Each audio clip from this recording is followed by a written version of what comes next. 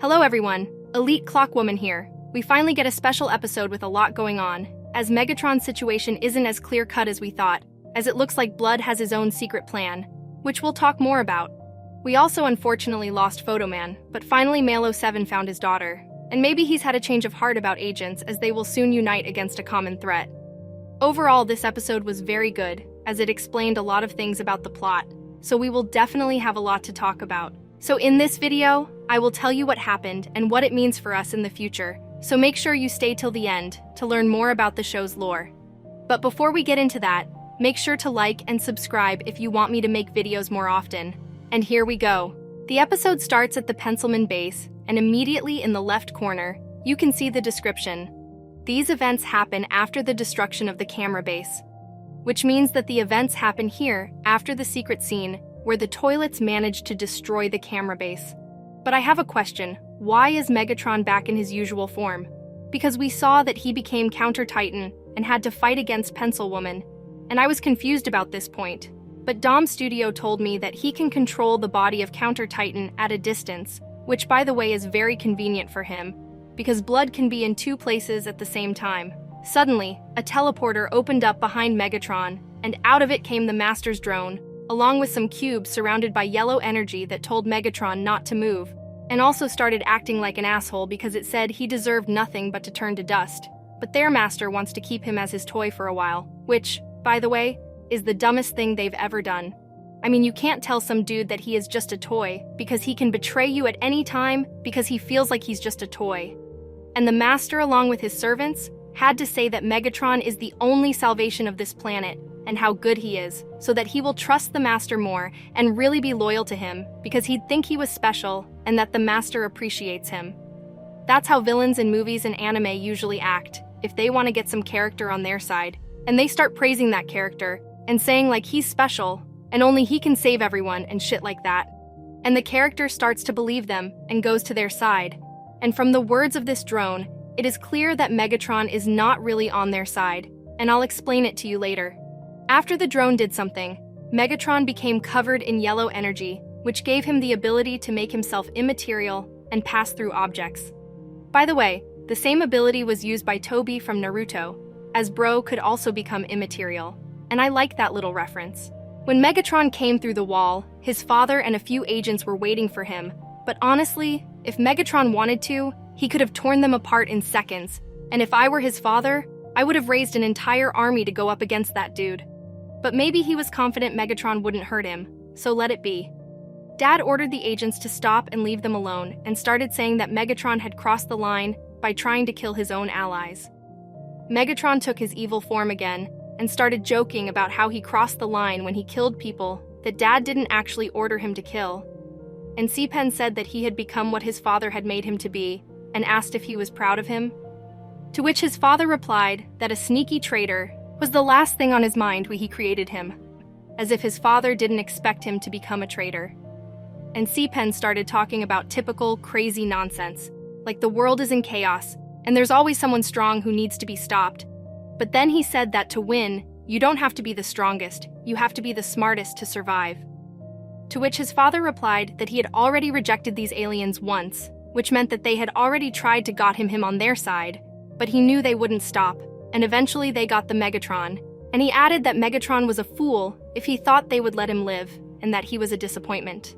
After these words, Blood went crazy and grabbed his father trying to strangle him, and he said some very important words. "Why do you underestimate me this much?" Why? Why do you underestimate me this much?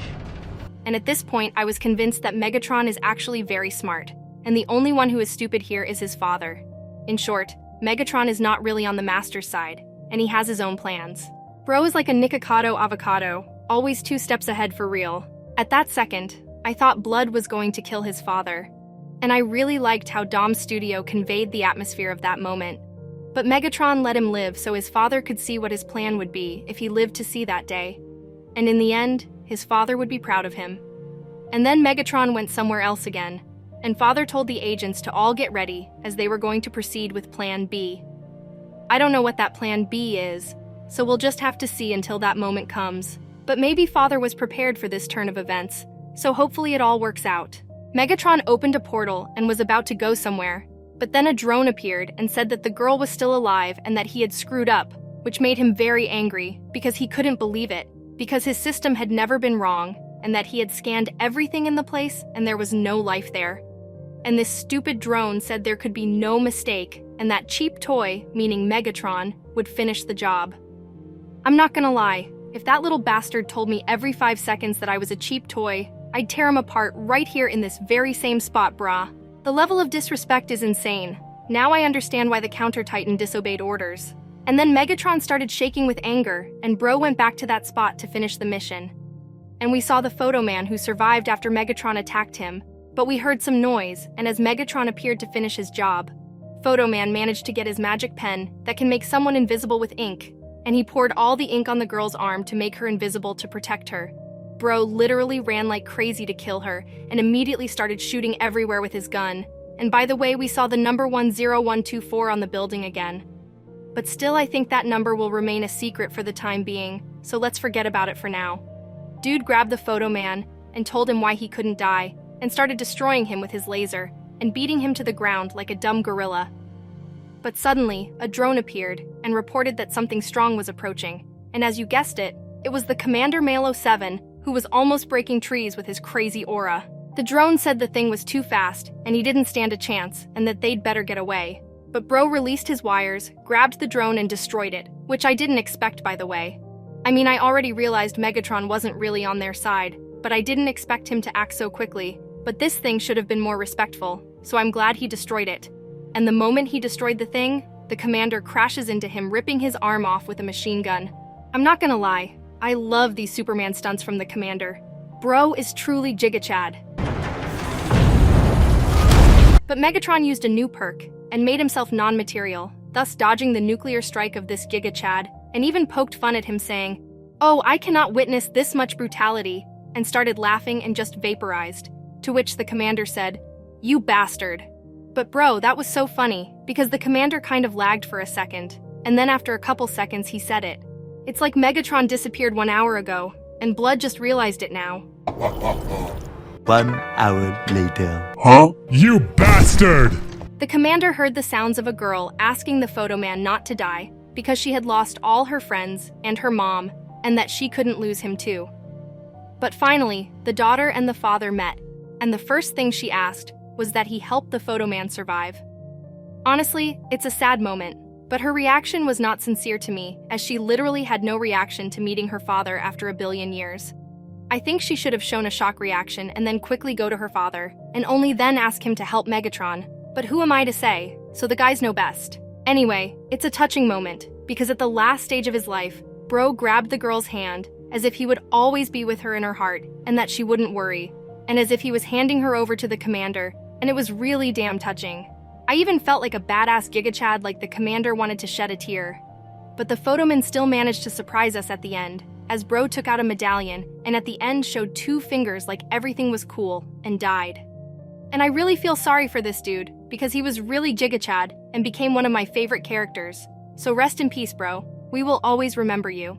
And after the Bro died, the commander opened the medallion, and saw something that shocked me, because on the photo, there were 2 scientists and the same Photo Man, as well as on the case of the scientists was some text that says, AI cooking assistant, which makes us realize that it was skibidi scientists who created this agent, and maybe they even created other agents. Frankly, it really shocked me. And this Photo Man is one of those characters who knows a lot. Maybe even the commander didn't know as much as Photo Man. But anyway, he took all the secrets with him when he died, and we're gonna have to build a bunch of theories around it. So let me know what you think in the comments. And then the commander remembered what Susie had said about possibly teaming up with the agents, and it seems like the commander really thought about it, because he realized that it wasn't the agents that killed all those people, it was Megatron. But suddenly he heard something coming, and it was Malo 9, who we haven't seen in a while. And oh my god, what Riz Jazz started playing when the Bro showed up. Ah, well, that's the way of homecoming, I guess.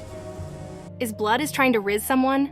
Bro literally gives off a Riz aura for real. But these tricks don't work on me because I'm already interested in someone else. But still, he's good. And he said his research took longer than he thought, but he briefly said they're fucked. And they're not the only ones fucked, the Alliance is fucked too. and they and the Alliance need to make a truce so they have any chance of standing up to the Master and his army. But the commander didn't react and was just happy to have his lil bro back. And then we were shown a destroyed cameraman's base, where a portal opened up with Megatron and another drone coming out of it. This thing asked what happened to the drone that was actually destroyed by Megatron, but obviously, Megatron blamed it on the commander, and he said that they needed to get rid of the commander before he made a truce with the Alliance, and that was the end of the episode. In general, this episode was really awesome since we've gotten a lot of information. It turns out Megatron is actually a triple agent because he doesn't work for the Master and he has some grand plan of his own. But I'll tell you what, I'm sure Bro will screw up at some point because triple agents like that always screw up at the end. I'm also sure there will be a truce between the Alliance and the Toilets, and the commander will probably stop G-Man and order all the troops to fight against the Master. I can't say anything about Titan Sinister, and Daddy Clockman will have to fight him, and maybe someone will help him with that. So we will have to wait for the new episode to find out more, and this episode should be over 20 minutes long, which is crazy.